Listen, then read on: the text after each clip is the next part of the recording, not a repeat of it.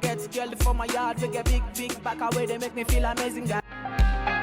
restrictions instituted by the government to curb the spread of coronavirus have led to the closure of bars, restrictions in movement, and the banning of public gatherings. This has seen a majority of the population take alcohol in their homes or in areas where they would have traditionally shied off from consuming it. This may also be attributed to an increase in cases of domestic violence, psychological distress, and mental illness. This Wednesday, 20th May 2020, join Nakada on NTV at 7:30 p.m.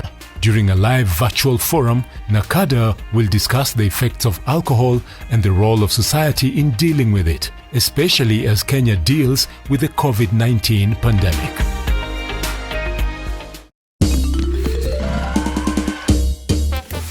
Sona moja imetengenezwa kwa njia spesheli ili kupambana na maumivu kwa haraka. Sona moja ina aspirin kama kiungo. Sona moja, kitulizo kamili.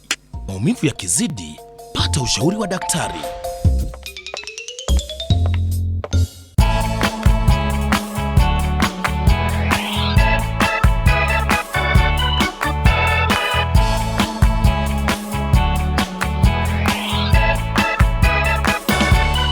Buy fresh mboga, vegetables, foodstuffs, meat products, bakery products, detergents, all clothing and footwear, books, board games, gym accessories, households and cookery online. Kindly visit tuskys.dpo.store to place an order and get delivered to your doorstep. Agatha, where are we going? To my house, because I have to get something there. What are you doing here? I'm calling Dad. Don't! I can't go back to jail just yet, not until I've rescued Mother, since she's with Rocco. How could you have raised your kids to be the selfish, despicable people they've become? I just want you to know that I regret all the terrible things I did to you. I hope you can give me a chance. I want to make it up to all of you. We still have a chance to be together again. We must work together to save our mother. We can be strong together because we're sisters. Invest in Amani Ridge, the place of peace. Luxury you can afford. Call us today on 0790 300 300 or visit www.optivan.co.ke. Coronavirus disease is now spreading within counties in Kenya, from person to person through contact with droplets when an infected person speaks, coughs or sneezes, or through touching contaminated surfaces and objects. Anybody with a weakened body immunity has a greater risk of contracting coronavirus disease. People living with pre-existing medical conditions such as HIV, cancer, TB, diabetes among others must adhere to their treatment to strengthen immunity and therefore should ensure they have a constant supply of necessary medicines. Contact your clinic or health facility for information on how to access treatment. Help others within your network to access adequate supply of essential medicines. Ensure that you remain connected with your local networks for any support and follow the medical guidelines provided by your health facility to prevent coronavirus. Remember to stay updated with information on coronavirus using only trusted reliable channels. For more information on COVID-19, call 719 or dial *719#. COVID-19 is preventable. Protect yourself, your family, and the community. This message has been brought to you by the Government of Kenya and its partners.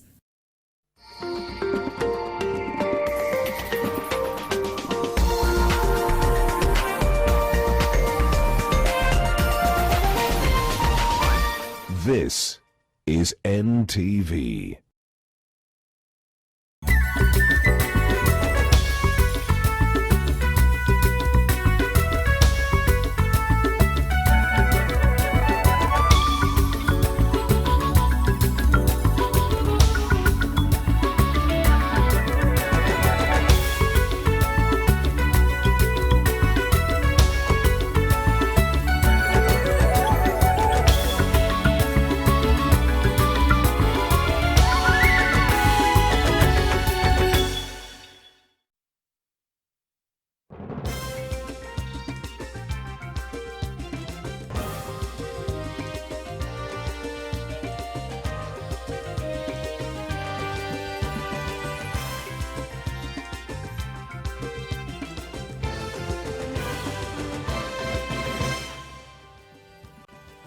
Na mtazamaji, hujambo popote ulipo, natumai siku yako imekuwa njema kama ilivyokuwa yangu na kikosi kizima cha NTV ambacho kimekuandalia taarifa kemkem kwenye NTV jioni. Na hii leo kuna mengi tu ambayo yamejiri na tumekuandalia baadhi, lakini kwanza tuanze na vidokezo vya taarifa zetu kuu. The results that we are seeing indicate that there is some level of threat from the Tanzanian side in terms of the number of people who are turning positive. Tanzania yaombwa kushirikiana na mataifa mengine katika juhudi za kudhibiti corona, huku visa vipya nchini vikiwa watu 25. Wakazi Kajiado wataka shughuli ya kuwapima kwa wingi ianzishwe kutokana na maambukizi katika kaunti hiyo.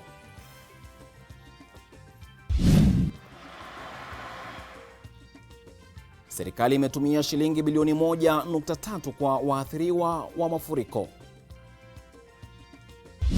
We don't want them to be disposed in an inhumane way. Our concern is about putting this thing to stop. Na mbwa koko amekuwa tishio katika maeneo tofauti nchini.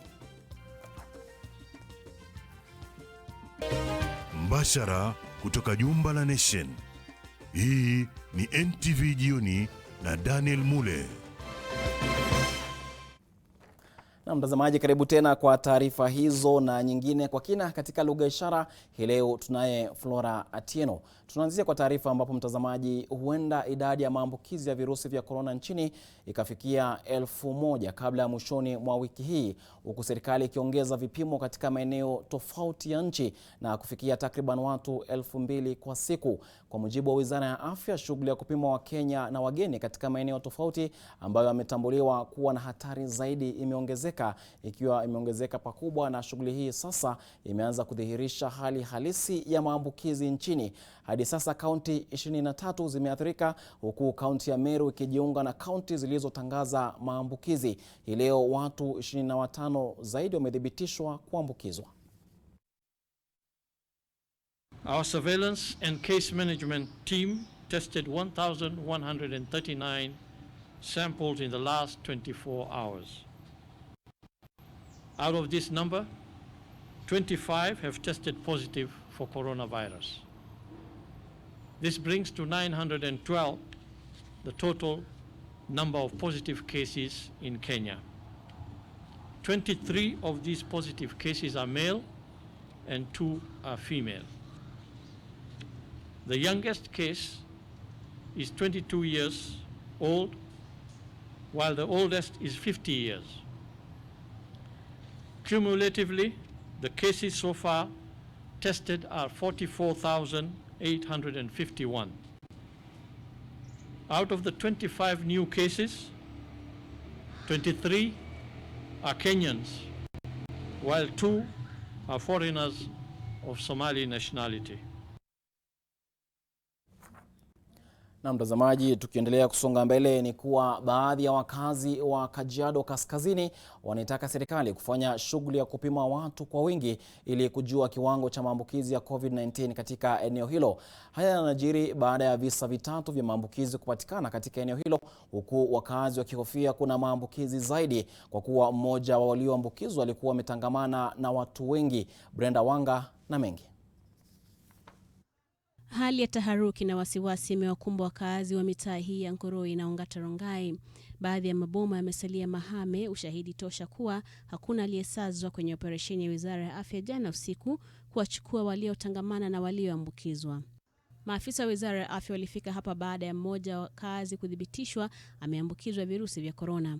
Alikuwa miongoni mwa watu 57 waliothibitishwa kuambukizwa Jumapili. Wengine 2 walipatikana na corona walikuwa wameingia nchini kutoka Tanzania na kupimwa katika zahanati ya Namanga. The information gathered is that she was working in some pub in Rongai, I don't know exactly where. And then when this pub was constructing to comply with the regulations according to the COVID-19, she was taken to hospital for checkups as a worker in the pub. Kwa mujibu wa taarifa ya waziri wa afya wa kaunti ya Kajiado, Esther Somoire, mkazi wa hapa aliyeambukizwa ni mwanamke anayejihusisha na biashara ya kuuza mboga na matunda. Inasemekana mwanamke huyu alijipeleka mwenyewe zahanati ya Ukisasi kupimwa, lakini baadaye kakaidi maagizo ya maafisa wa afya. Before the results were out, I think some information was leaked to her and she switched off the phone. So that is when the operation was done. She was not responding. So the public health official, the police and the chief came around, and it was a kind of a raid. Maafisa wa afya walimfuata hadi nyumbani kwake. You know, people are ambushed when they saw the police. Yeah? Some of them locked themselves in the toilets. Some of them ran away.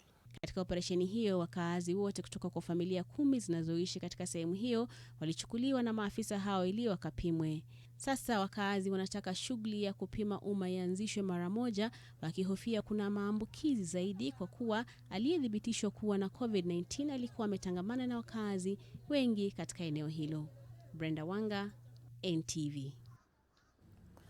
Tukisalia na mada hiyo ni kuwa Kenya sasa inataka ushirikiano wa karibu na mataifa jirani, haswa taifa la Tanzania katika shughuli ya kukabili kikamilifu hatari ya kusambaa kwa virusi vya corona. Wizara ya Afya inasema kuwa Watanzania wanachangia idadi kubwa ya maambukizi kwa wanaopimwa mipakani. Serikali sasa imeimarisha shughuli ya kuwapima watu katika mipaka yake na nchi jirani ya Tanzania, huku idadi kubwa ya maambukizi sasa ikibainika kutoka taifa hilo. There were also 53 truck drivers who were tested and were positive at the various points of entry on the Kenya-Tanzanian border. They include 51 Tanzanians and 2 Burundi nationals. All were referred back to Tanzania. Jumamosi wiki jana, Rais Uhuru Kenyatta alitangaza kufungwa kwa mipaka ya Kenya na Tanzania na pia Somalia, lakini pindi alipotangaza hatua hiyo, Tanzania ilichukua hatua zizo hizo, huku Rais Pombe Magufuli akisema taifa lake halitakwaza biashara kwa sababu ya corona. Kuko na nchi karibu 8. Ukizifungia maana yake umezinyima uchumi wao. Kuna baadhi ya nchi chakula zinategemea vyakula vya Tanzania, mahindi, mchere. Ukiwafungia wale wasipelekewe kule, kwanza umewadumaza uchumi wale waliokitengeneza hicho kitu, lakini umewanyima pia vyakula watu wanaokuzunguka katika nchi. Every country chooses how they are going to respond to this COVID-19. As a country, our choice is to be able to try to break the cycle of transmission of the disease the best that we can, by being able to put in place measures that will break these cycles and will allow us to contain transmission of the virus. Kenya inasema sasa inawapima madereva wa malori wa Tanzania ndani ya mipaka yao na kuhakikisha anayepewa nafasi ya kuingia nchini hana dalili zozote za virusi vya corona. The fact that we are testing at those levels and the numbers that we are testing, the results that we are seeing indicate that there is some level of threat from the Tanzanian side in terms of the number of people who are turning positive. Rais Kenyatta katika hotuba yake Jumamosi alisema malori yanayosafirisha bidhaa yataruhusiwa kuingia nchini, lakini baada ya ukaguzi wa kina. We have to tighten the surveillance at our border points so that we are able to keep away any persons who are infected.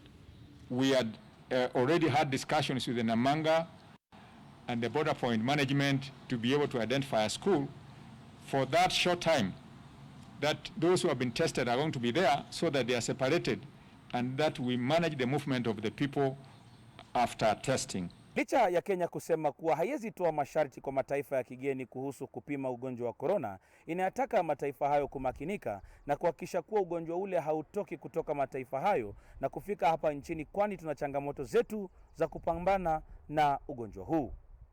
Kennedy Mureithi, NTV katika kaunti ya Nairobi. Naam, tukisonga mbali na mada hiyo, sasa tukiangazia mengine ni kuwa wakazi wa kaunti ya Marsabit wanaishi kwa hofu kufuatia kuongezeka kwa mashambulio ya mbwa koko. Serikali ya kaunti imesema kwamba imepokea ripoti kuhusu visa hivyo hasa kwa mifugo, na Judith Cherono anaarifu zaidi. Mbwa hutambulika kuwa rafiki wa binadamu, ila si kwa mji wa Marsabit. Mbwa katika miji ya kaunti hii wamekutiwa tishio la usalama. Wamekuwa wakivamia makazi ya watu kutafuta chakula. We really attribute the growth of this population of dogs to waste disposal. Wenyeji hapa sasa wanaitaka serikali ya kaunti kukabiliana na tatizo hilo lililokuwa likiwaandama kwa takriban miaka miwili. Kenya Veterinary Service providers, they are not giving us the way, and we cannot figure out by ourselves. There are people, there are societies that are concerned about the welfare of these animals. We don't want them to be, disposed in a rude way or in an inhumane way. Our concern is about putting this thing to stop. Ingawa maafisa wa kaunti wanajua kuwa kuwapa sumu mbwa si jambo la busara, wanasema kuwa hawana afua nyingine. I don't think we should demand for returning to market of the banned product, which is strychnine, but maybe through the Director of Veterinary Services, we could appeal to maybe consider giving them to this population to remove them, and then we think about a control strategy from there on, so that we develop a policy of not having the dogs around here that have no owners. Judith Cherono, NTV. Na tatizo hilo linaonekana sio la Marsabit pekee, kwani wakazi wa Uasin Gishu pia wanakabiliwa na yayo hayo. Wakazi hapa waliandamana wiki jana kulalamikia kifo cha mmoja wao ambacho kilitokana na kushambuliwa na mbwa koko. Na hii leo mashirika ya kulinda haki za wanyama kwa ushirikiano na serikali ya kaunti walianza shughuli ya kuwanasa na kuwazuilia mbwa hawa katika sehemu maalum. Akizungumza na wanahabari hii leo, kamishna wa kaunti hiyo aliwasihi wakazi kuzingatia sheria za ufugaji wa mbwa kama vile chanjo na vile kuonya dhidi ya ukiukaji wa sheria hizi. Inadaiwa kuwa miezi mitatu iliyopita mbwa koko walivamia na kusababisha hasara kwa wafugaji, ikiwa ni baada ya kuua mifugo wao. Shughuli hii sasa inatarajiwa kutoa suluhu kwa tatizo hili hapa Uasin Gishu. So you have responded to our cry because the members of the public had a lot of pressure actually on the county commissioner. As the chair of the county security team, myself, the only thing I have is a gun, and the police cannot shoot these animals. Yes, in fact, we saw it on NTV. Immediately the following day, we were in touch with Dr. Philip to see or to discuss how best we can come, chip in, and team up together to help the community, because KSPC is all about animal welfare and helping community to live with the animals in a good way. Naam, tukitoka Uasin Gishu moja kwa moja kuelekea eneo la Pwani, na ukarabati unafanywa katika soko la Marikiti huko Mombasa, huku serikali ya kaunti ikisisitiza kwamba litatumika na wenyeji wa Old Town pekee kwa sababu eneo hilo lina marufuku ya kutoka na kuingia kutokana na virusi vya corona. Hata hivyo, wachuuzi waliokuwa wakifanya biashara yao katika soko hilo watapewa nafasi ya kuendelea na shughuli zao pindi ujenzi utakapokuwa umekamilika. Kevin Mutai ana maelezo zaidi. Soko la Makinon maarufu Marikiti lililoko wadi ya Old Town hivi karibuni linatarajiwa kupata sura mpya kutokana na ukarabati unaoendelea. Bidhaa mbalimbali zinauzwa hapa, huku kukiwa na sehemu ya kuuza nyama na hata jengo tofauti la bidhaa kama mboga, nyanya, vitunguu na vyakula vingine. Maeneo ya kuuza bidhaa yanakarabatiwa, mabomba ya kupitisha maji taka yanasafishwa, huku mifereji ya maji na hata taa zikiwekwa.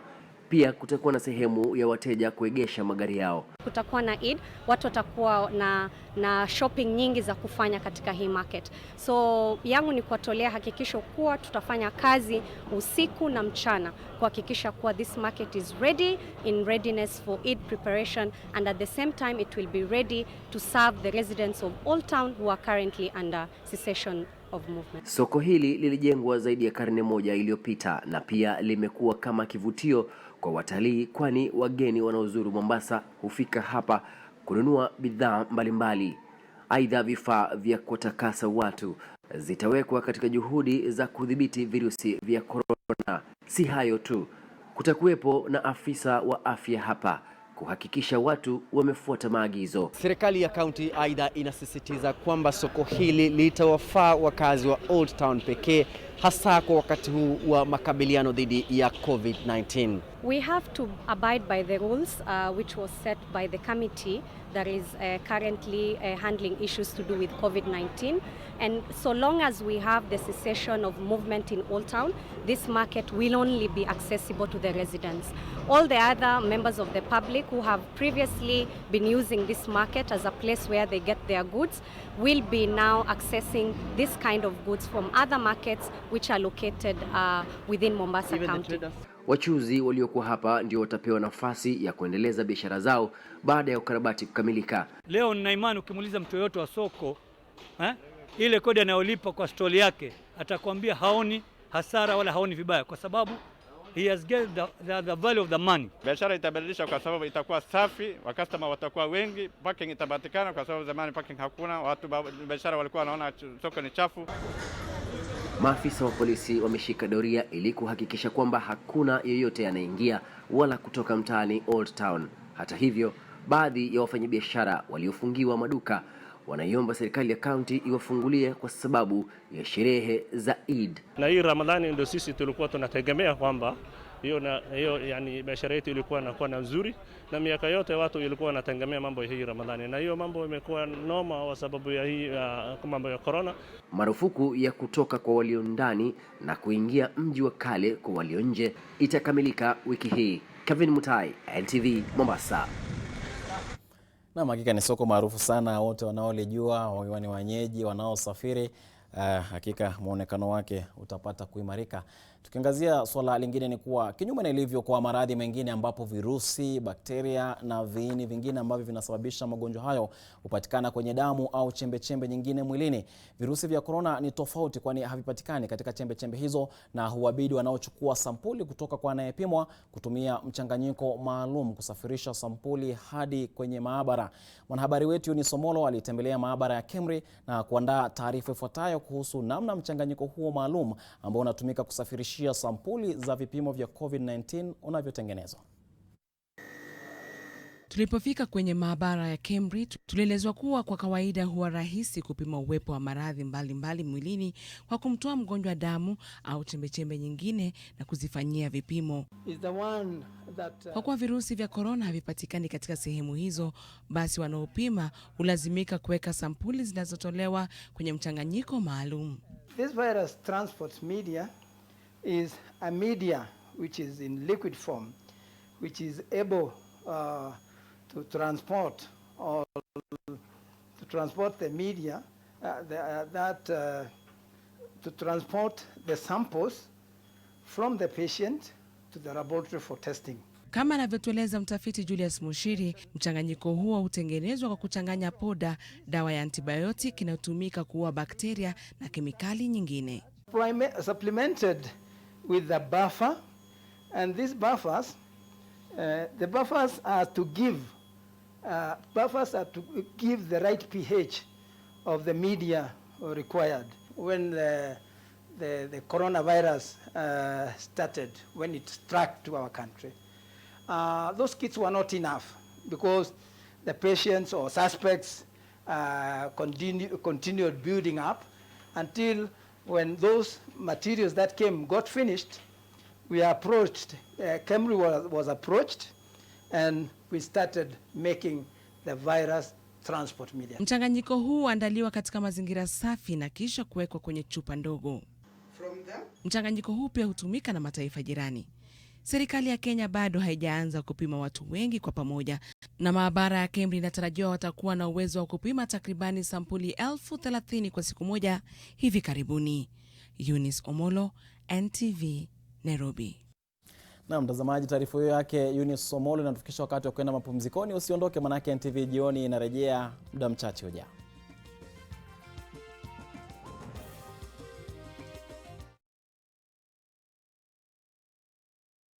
Je, maumivu ya kichwa na kukosesha amani? Kaluma Strong hutuliza maumivu ya kichwa, maumivu ya mwili na hata huondoa joto jingi mwilini. Kaluma Strong ina aspirin kama kiungo. Maumivu yakizidi, muone daktari. Welcome to the conferencing service. Emma, Carry on, Ken. First quarter sales, they're up 90%. Very good. Very good. We are looking at a 55 billion shilling profit by the end of the financial year. Now we are talking. Here we talk billions. Very good. I gotta go. Wacha niendelee na kazi. A person has left the conference. Niko nyumbani. Downloads are very fast. Streaming, eco. And I'm just working from here. Stay connected and work from the convenience of wherever you are. Fiber to the home. Working from home? No problem. Fiber Home has you covered with the fastest and most reliable internet speeds. Get connected today. Kazi lazima iendelee.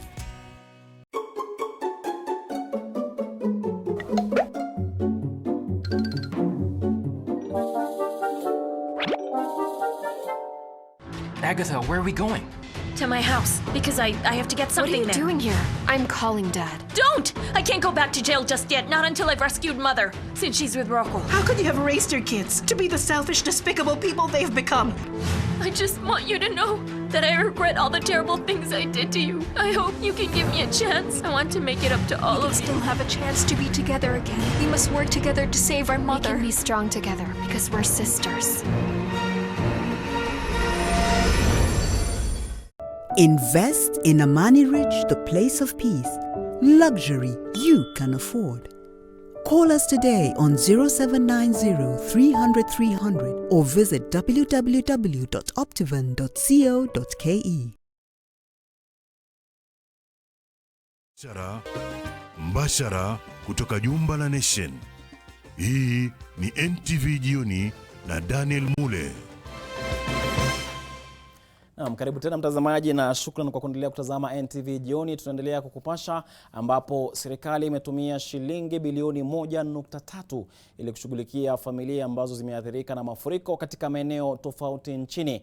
Kwa mujibu wa waziri wa ugatuzi Eugene Wamalwa, zaidi ya watu 800,000 wameathirika na mafuriko pamoja na maporomoko ya ardhi humu nchini. Kufikia sasa watu 256 wamepoteza maisha kutokana na mvua kubwa ambayo inaendelea kunyesha na athari za mvua hiyo ambayo imekuwa ikiendelea na inatarajiwa kuendelea kwa miezi kadhaa ijayo. Martin Mwaura anatupasha kwa kina. Akizungumza katika kaunti ya Murang'a alipofika kutoa chakula cha msaada kwa waathiriwa wa mafuriko na maporomoko ya ardhi, waziri wa ugatuzi Eugene Wamalwa alisema kuwa serikali inajizatiti kuhakikisha inatoa suluhu ya kudumu kuzuia vifo na uharibifu wa mali zaidi kutokana na mvua kubwa inayonyesha. As government, we have invested more in early warning systems, in technology that is able to predict accurately what will happen in every season. We must work more closely to ensure that we focus more on prevention than in terms of restoration. Kadhalika amezitaka serikali za kaunti kuhusisha maafisa wa idara wa utabiri wa hali ya hewa katika mipango ya kukabiliana na majanga. Vilevile, amewataka wanaoishi katika maeneo yanayokumbwa na maporomoko ya ardhi kuhamia maeneo mbadala. We are telling Kenyans that climate change is real. We are going to see more of these devastation as we experience effects of climate change. So we must all work together. When government gives a warning, do not wait for the rains, do not wait for the floods to come.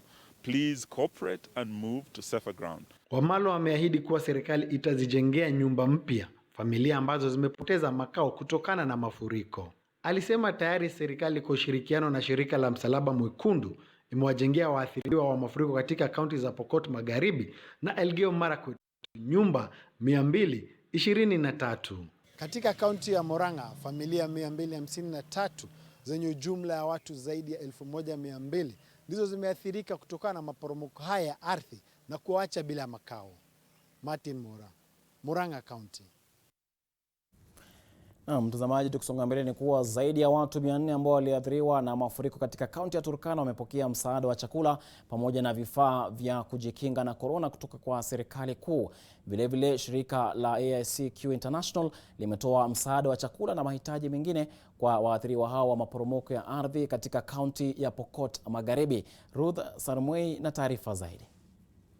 Wana klabu 16. Watu hao walipoteza mali yao baada ya makazi yao kusombwa na mafuriko.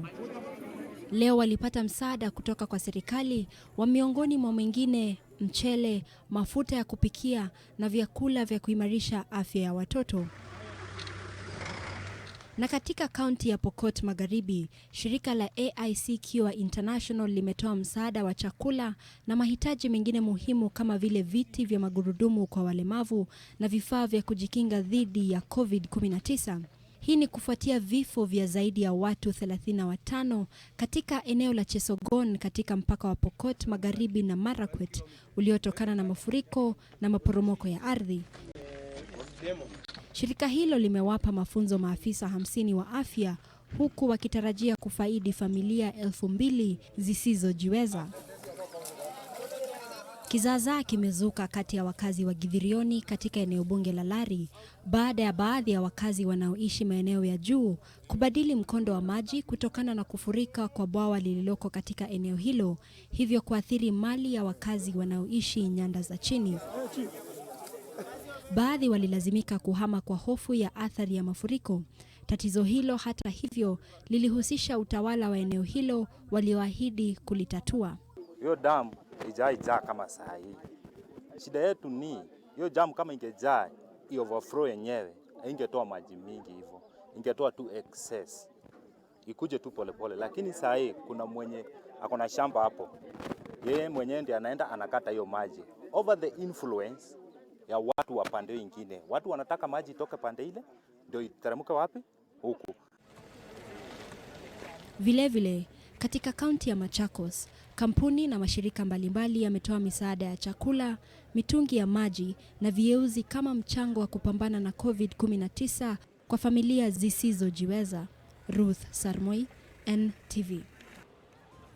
Naam, wanasema wema uozi, tenda wema nenda zako. Kwa hivyo ni vema kuwafaa wenzako wakati huu ambapo wengi wanapitia changamoto nyingi na kuna mapungufu haswa athari nyingi za kifedha.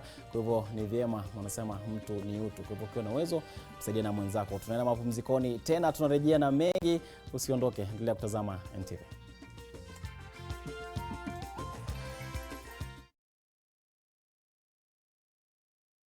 The internet is like a huge university with millions of doors opening up a world of learning for our children. It's one of the most powerful educational tools ever invented, accessible through our mobile phones and home computers. A global system of interconnected computer networks that can transport you to another world.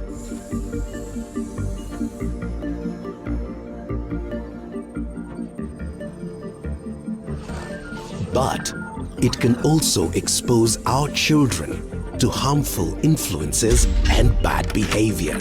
As a parent, you need to know how to protect your children.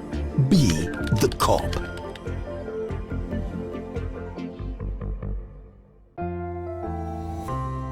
The risk of illness-causing germs is increasing. It is believed that the coronavirus can remain on surfaces in your home for up to 9 days. Touching infected surfaces is one of the ways in which germs spread. Regularly disinfect your floors, countertops, and kitchen surfaces with bleach. And use an effective toilet cleaner inside and outside your toilet bowl.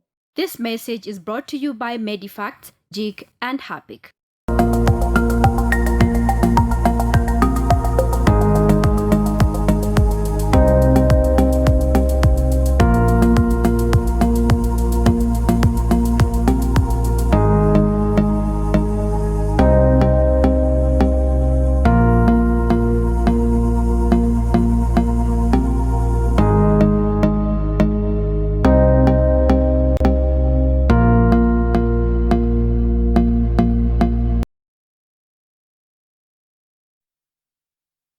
Kapu la biashara limeletwa kwako na KCB Internet Banking. Naam, karibu tena mtazamaji, tuangazie masuala ya biashara. Na kaunti 6 zitafaidika na tani 25 za mbegu ya viazi katika mpango mpya ambao unalenga kuwafikia wakulima wengi na mbegu nzuri ya viazi ili kudhibiti athari ya janga la korona kwa kilimo cha viazi nchini.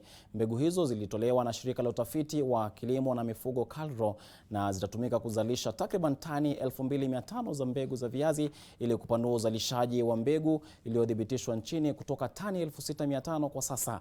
Zao la viazi ambalo linakuzwa katika kaunti 20 nchini, na kilimo hicho ni cha pili kwa umuhimu nchini Kenya baada ya mahindi. Lakini changamoto za uzalishaji zimewaacha wakulima wakizalisha tani 10 kwa hekta ikilinganishwa na uwezo wa tani 60 kwa hekta. We have problems that are affecting our country, majorly the COVID-19. We have also the problem of flooding that has extensively affected our agricultural production and subsequently our food security in this republic. All our centers and all our other areas where we are going to supply seeds and planting materials. I am therefore directing all the institutions under the ministry to focus further towards the seedlings initiative under the social corporate responsibility by increasing the number of seedlings for distribution during the October, November, December rains. This is in addition to the rainy seedlings that were to be distributed during the March, April, May rain period.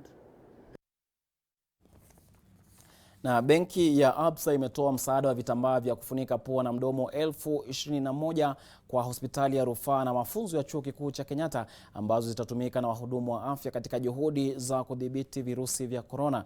Msaada huo unajumuisha maski 1,000 aina ya KN95 na nyingine 20,000 aina ya 3-ply. Benki hiyo tayari imetoa msaada wa barakoa 75,000 kwa hospitali kuu ya Kenyatta pamoja na kutoa shilingi milioni 50 kwa hazina ya dharura ya kupambana na virusi vya korona humu nchini. That this fight can only be won if more people collaborate, more companies collaborate. And this for us is a small token and hopefully to go towards meeting some of the needs here at KU Teaching and Referral Hospital.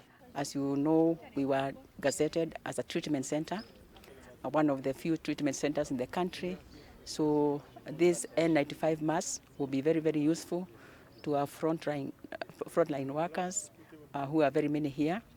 And also the other masks are very key to our other workers here.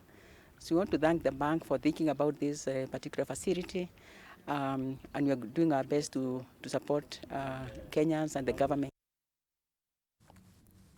Na huenda Kenya ikaponea uvamizi wa nzige ambao walikuwa wanatarajiwa katika miezi miwili ijayo, ila serikali imesema kuwa ipo tayari kwa lolote ambalo litatokea. Waziri wa Kilimo Peter Munya anasema kuwa serikali imepiga hatua katika mapambano dhidi ya nzige hao ambao sasa wamesalia katika kaunti 4 za kaskazini mashariki, huku utafiti kuhusu kiwango cha uharibifu ukiendelea. We may not experience any invasion in June and July from outside the country because the wind directions are now changing from southerly to northerly. So what is likely to happen is if there are any remnants, livestock that are, locals that are mature, they may be swept towards the north. Therefore, go to Ethiopia, South Sudan, Ethiopia, Somalia, up that way. Now, of course, we are not in control. It's also we live in the climate change environment where you can't predict with extreme accuracy even the patterns. So we are still prepared and ready just in case this information is not completely accurate. Na mtazamaji, na seneta wa Lamu Anwar Loitiptip ataka uchunguzi ufanywe kuhusiana na kisa cha babake kupigwa risasi na kujeruhiwa na maafisa wa polisi kwa kinachodaiwa ni kosa la kutovaa barakoa. Babake seneta huyo kwa jina David Kiwaka alipigwa risasi mguuni na polisi wa Doldol kabla ya kukamatwa. Hayo na mengine katika gazeti la Taifa Leo hapo kesho, kwa hivyo usikose kujipatia au kujichukulia nakala yako hapo kesho. Na mtazamaji, hakika utaikosa nakala hiyo hapo kesho, na tunaendelea na NTV jioni. Kwa sasa tunaenda mapumzikoni tena. Mwenzangu Yoshua Makori anarejea na taarifa za michezo.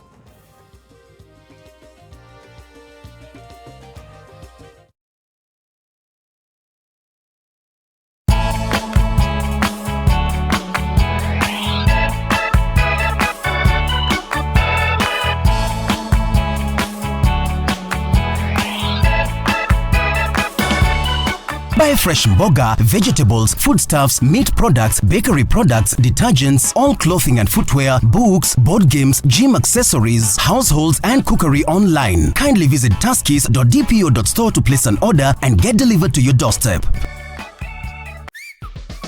Oya ni aje, mimi ndo Jonte Fresh. Mimi ndio nimetambulika hii Gikomba yote sekta ya manguo.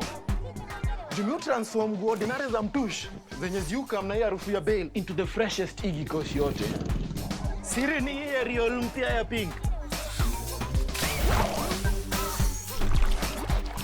Na kushow mtush zinang'ara kung'ara kushinda kamera. So clean, so fresh. Ma customer unaisana na hii story. Ninatumia aerial touch of down ya mpya tu. Want to get it all, even on your period? Now you can. 9 out of 10 women who tried our product love it and will buy it. New, always 2-in-1. Feathery soft top sheet and super absorbing channels. We are generation of change, always. There's no debate. Home is best. If you must pay for deliveries, use your NCBA debit card. Stay home. Stay safe. I help women find independence by training them in fish farming. It's tough on my back, joints, and can cause headaches. Panadol Extra relieves multiple types of pain. Panadol Extra, now with new Optizorb technology, to fight multiple tough pains with 3 times more pain-relieving medicine in the first 30 minutes when you need it most. Seeing them support themselves makes any pain worth it. If symptoms persist, seek medical advice. For a better tomorrow, don't forget to do the 1, 2, 3 with Colgate every night.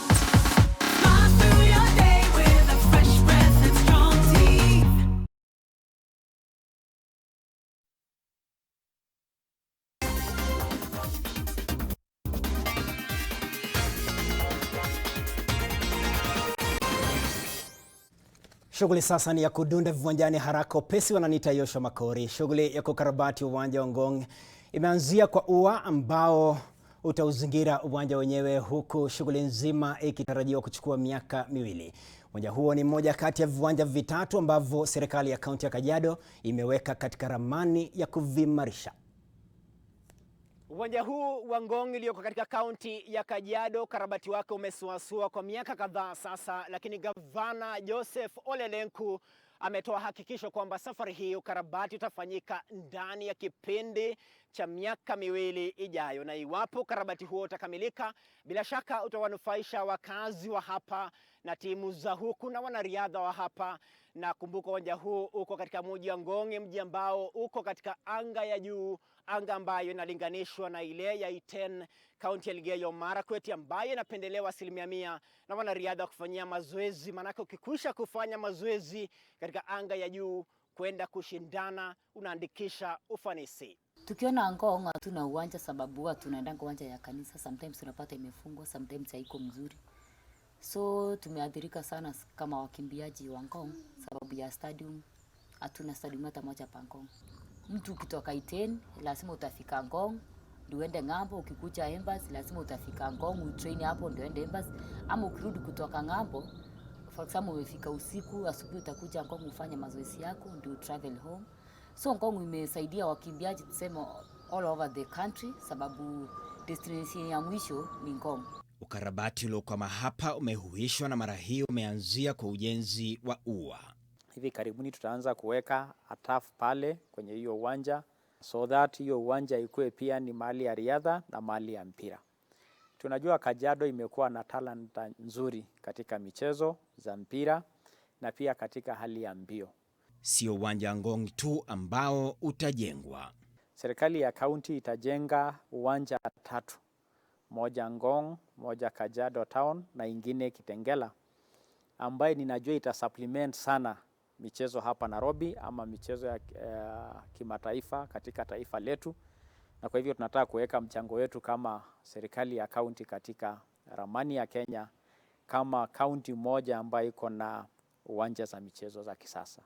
Na kwa hivyo hiyo ujenzi inaendelea na itakamilika kwa chini ya miaka 2. Ukarabati huu umekisiwa kugharimu mamilioni ya hela. Unajua, ilianzishwa kwanza hiyo ujenzi na serikali ya kaunti iliyopita ambaye walitumia zaidi ya milioni 140. Lakini ukikisia ile kazi imebaki sasa ndio ikamilika, itahitaji kama milioni 80. Na kama serikali ya kaunti mwaka uliopita tuliweka milioni 40, na mwaka huu sasa katika bajeti na tayarisha tutaweka hiyo tofauti ndio ikamilike. Wanamichezo hodari wametokea katika kaunti hii ya Kajiado, akiwemo mwanasoka bora wa ligi kuu ya kandanda humu nchini msimu wa mwaka 2018 Eric Kapaito wa Kariobangi Sharks. Marshall anatoka hapa kwetu kwa sababu hata pia ni mkaaji wa hapa. Marshall Mule ambaye alikuwa ni kocha mkuu wa taifa hii ya Kenya ametoka mahali hapa. Na ukiangalia watu kama hawa ndio wanafaa kuwekwa katika county government. Wale watu ambao wana maono ya kimichezo ambayo inaweza saidia vijana kwa sababu wamekuwa mahali pale. Ruth Chebungetich ambaye amekuwa world champion atonya Ngong, Makao mwenye amekuwa former world record holder ametonya Ngong. Na tunajua tuko na talanta nzuri, lakini kumekuwa na ukosefu wa sehemu wa hiyo talanta kukuzwa. Na kwa hivyo katika mpango yetu tunataka kukuza hizo talanta, na natoa hakikisho kwa vijana wetu kwamba hizo talanta zao watakuwa na mahali ya kukuzia.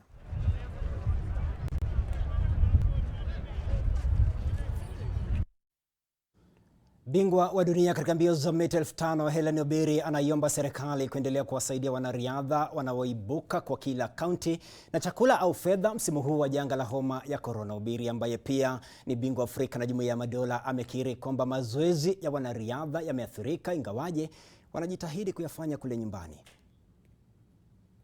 Sasa tukiangalia wanariadha sema like country Kenya, watu wameathirika, kuna upcoming athletes. So far ile kitu ningeonelea serikali ingefanya, kuna food ambao wanaweza kapeana upcoming athletes ili waweze kutrain wafike mahali wanafaa kufika, sababu sometimes tunapata elite athlete ako na something. So ile kitu ningeomba wakumbuke pia kuna wakimbiaji wa Ngong ambao wanahitaji chakula, sio hata countries au hata counties. So hata Ngong tuko na wakimbiaji wengi zaidi ambao wanahitaji usaidizi ya serikali, na ile pesa ambayo ilipeanwa pia nayo wakumbuke kuna wakimbiaji Ngong watahitaji hiyo pesa.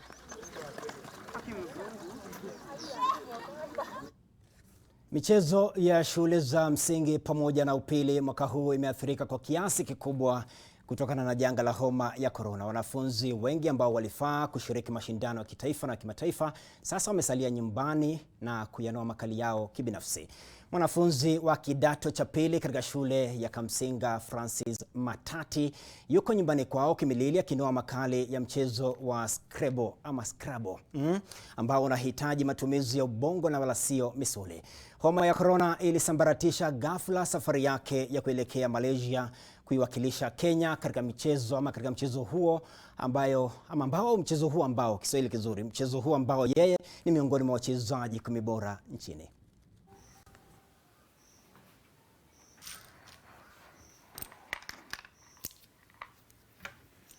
Na hii mchezo lazima mcheze kama unacheza na watu, na hii mambo ya social distance hatuwezi tukacheza, yani lazima tukue wawili na hatuwezi hiyo maintain.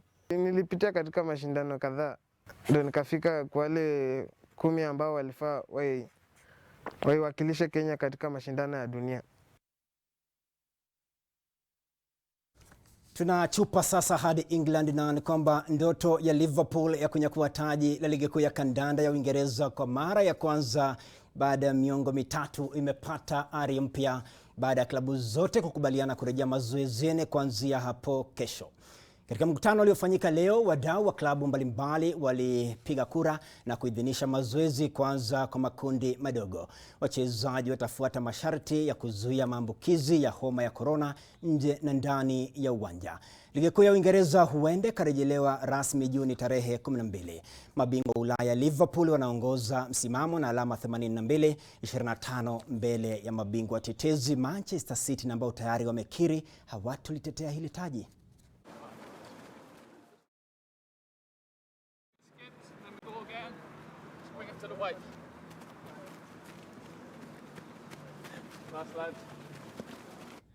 England inapisha Italia, na ni kwamba mazoezi ya ligi kuu ya Italia Serie A yamerejelewa rasmi leo kwa mara ya kwanza tangu ligi kusitishwa Machi tarehe 9 kwa sababu ya janga la homa ya corona. Waziri Mkuu wa Italia Giuseppe Conte aliidhinisha mazoezi kurejelewa hasa baada ya marufuku ya kutoka nje yaliyodumu kwa miezi miwili kuondolewa. Tarehe 13 ya mwezi ujao ndiyo iliyopendekezwa na klabu 16 kati ya 20 ligi kurejelewa tena. Mabingwa tetezi Juventus wangali kileleni majedwali na alama 63, moja mbele ya Lazio iliyo ya pili. Inter Milan ni ya 3 na alama 54, huku Atalanta ikifunga orodha ya timu 4 bora na alama 48.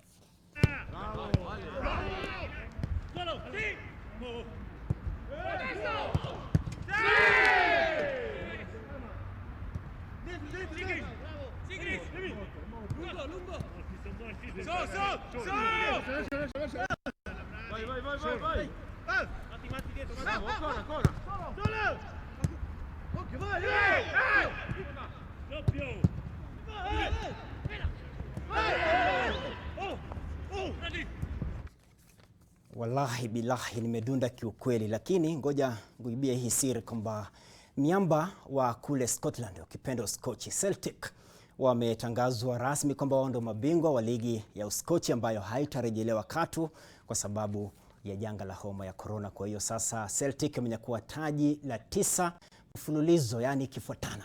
Wanatawala tu kama Gor Mahia hapa nyumbani, lakini Gor hajafikia kiwango cha Celtic. Sasa taji hilo la 9 mfululizo linaweka idadi na kuwa mataji 51 kwa ujumla.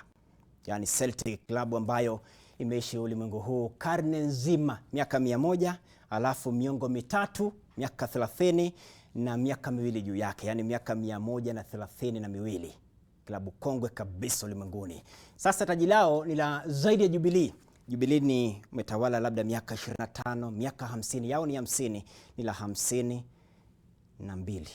Mungu ni mkuu. Sasa mi Joshua Makori narejea tena karantini kwa mara nyingine. Niite mwana sport niridhike zaidi, lakini ni karantini ya siku 5 tu, alafu tena tuonane lini? Jumapili. Dani Mule funga. Asante sana Joshua Makori, inaonekana kweli una kiu ya kutema madini kuhusiana na masuala ya sport, lakini hapo kwa Jubilee sijui miaka 25 ndo vipi, lakini wapo ulirejelea serikali ya Jubilee, basi ndio hivyo katika muhula wao wa pili. Ukikamilika itakuwa ni miaka 10 kikamilifu. Nikiondoka manake la ziada sina, na kuambia kwamba mtu si vitu, mtu ni utu. Mfaye mwenzako wakati huo mgumu iwapo na uwezo wa kumsaidia angaa kiduchu. Na kwa wote, kwa niaba wote ambao wamefanikisha kufanikisha NTV jioni hii leo, akiwepo mhariri wetu ambaye ni Harid Salim na vile Jackson mwelekezi na wengine wote, mimi ni Daniel Mule na kutakia usiku mwema. Kumbuka katika lugha ishara tumekuwa naye Flora Atieno. Tukutane wakati mwingine.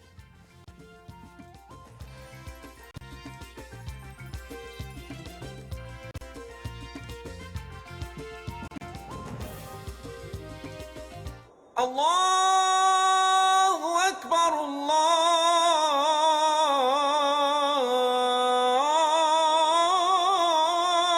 Akbar.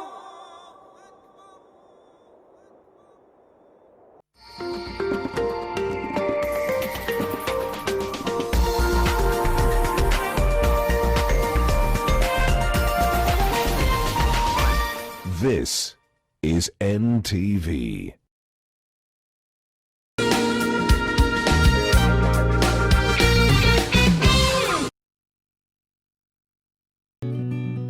I help women find independence by training them in fish farming. It's tough on my back, joints, and can cause headaches. Panadol Extra relieves multiple types of pain. If symptoms persist, seek medical advice. Basic protective measures as guided by the World Health Organization.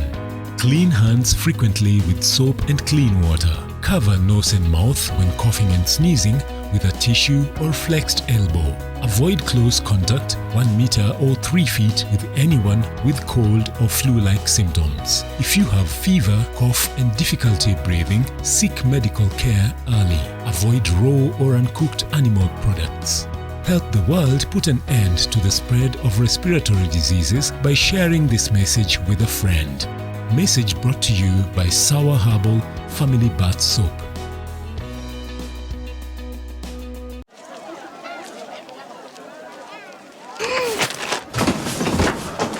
Do your gums hurt? Yeah. Does your toothpaste contain sage, eucalyptus, myrrh, chamomile? All that in one toothpaste? Yes, try Colgate Herbal. Colgate Herbal contains nature's best herbs and Colgate's fluoride technology to give you strong teeth and healthy gums. Ah, Colgate Herbal. Let's go.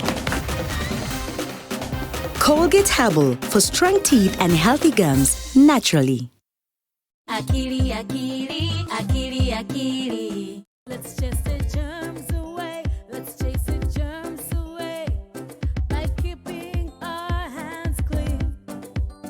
And when you want to sneeze or when you want to cough, do it in your elbow. Let's practice sneezing into your elbow. Are you ready? 1, 2, 3. Achoo! Again. Achoo! Yay! You did it! Germs, germs, germs. They make us sick. Germs, germs, germs are not our friends. Germs, germs, germs. They make us sick. Germs, germs, germs. Germs, germs, germs are not your friends.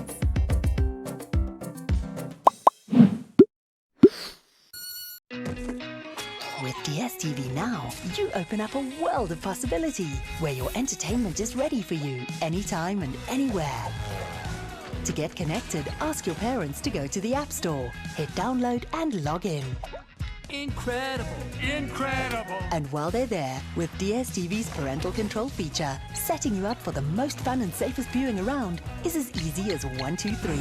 Amazing entertainment and learning, anywhere with DSTV.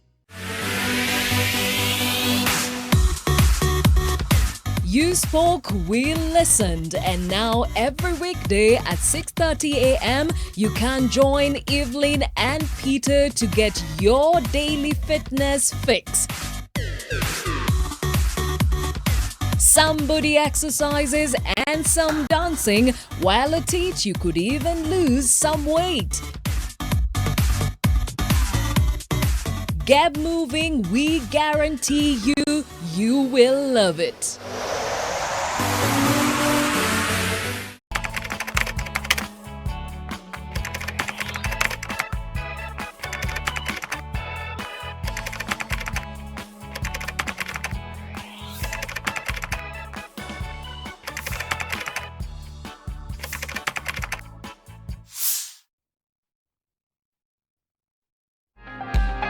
The restrictions instituted by the government to curb the spread of coronavirus have led to the closure of bars, restrictions in movement, and the banning of public gatherings.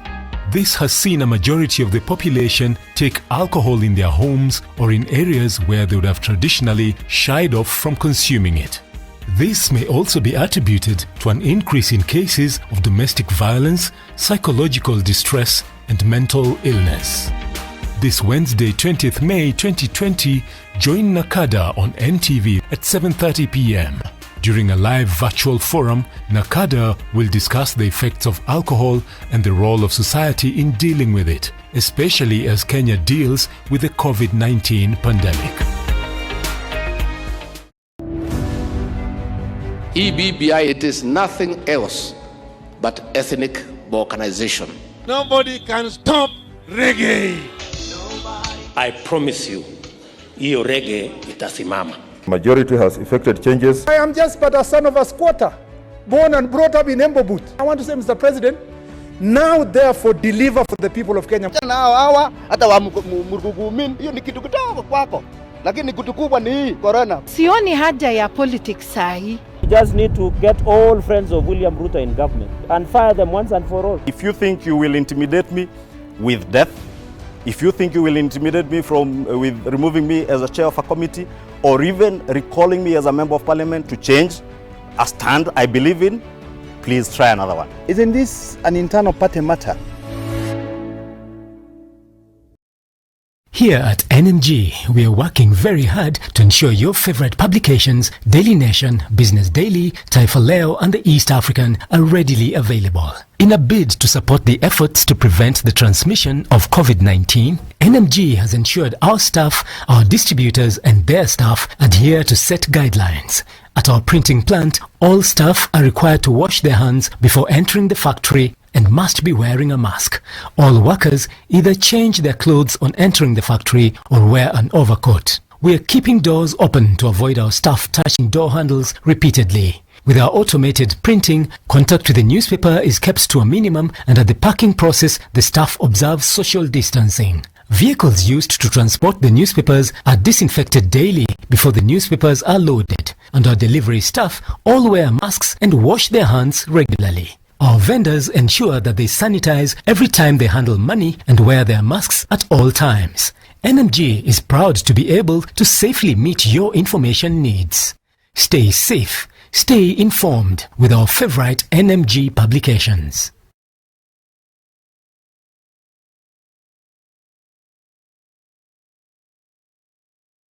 This week on Lit 360. It's common knowledge now that in Kanye's latest album, on one of his tracks, he sampled a song called Kothbiro by Ayubo Gada. Huku mambo ni mtaratara, Niki come through wananiita